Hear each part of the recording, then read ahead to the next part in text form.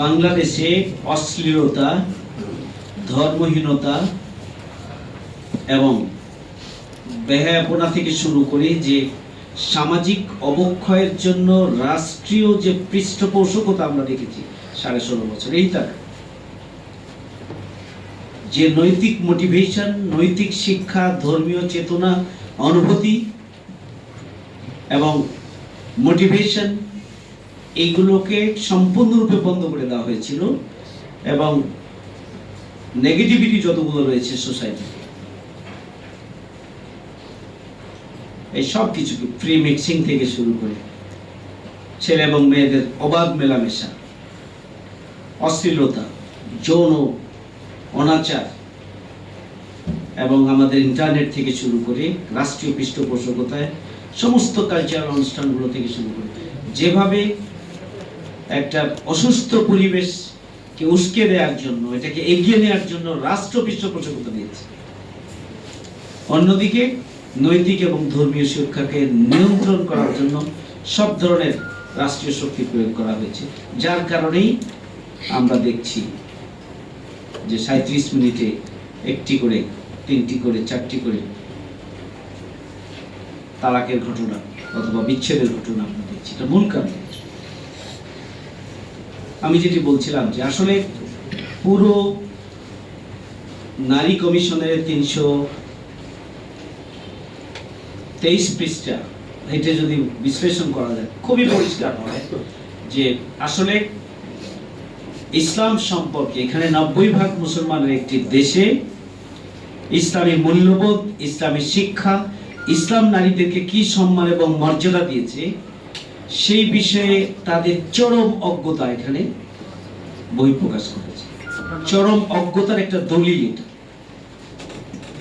এই নির্বাচন কমিশনের। এখানে খুবই পরিকল্পিতভাবে ইগনোর করা হয়েছে সংখ্যাগরিষ্ঠ জনগোষ্ঠীর চিন্তা এবং মূল্যবোধের এবং দৃষ্টিভঙ্গিকে সম্পূর্ণরূপে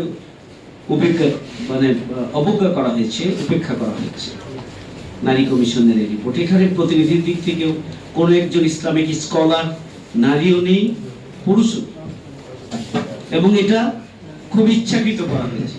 কারণ নারী কমিশনের জন্য যে নারী কমিশন যাদেরকে দিয়ে গঠন করা হয়েছে খুবই দুর্ভাগ্যজনক যে বাংলাদেশের অধিকাংশ মানুষের প্রতিনিধিত্ব করে স্বচ্ছতা এবং একটা পূর্ণাঙ্গ দৃষ্টিভঙ্গি নিয়ে নারীদের অধিকার প্রতিষ্ঠার জন্য যে ধরনের চিন্তা চেতনাকে ধারণ করে কমিশন গঠন করা দরকার ছিল এমন একজনও কমিশনের সদস্য এখানে, যার কারণে তারা আসলে তাদের নিজস্ব চিন্তা, দৃষ্টিভঙ্গি এবং ধ্যান ধারণার পরিপূর্ণ প্রতিফলনেই তাদের কমিশনের রিপোর্টের মধ্যে এসেছে।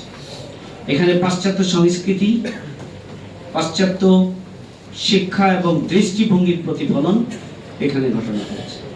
খুবই পরিকল্পিতভাবে পাতায় পাতায় আমাদের একজন আপা বলেছেন, খুবই সুন্দর বলেছেন, প্রত্যেকেই সুন্দর বলেছেন, পাতায় পাতায় আসলে LGBTQ-কে এখানে প্রমোট করার ব্যবস্থা করা হয়েছে।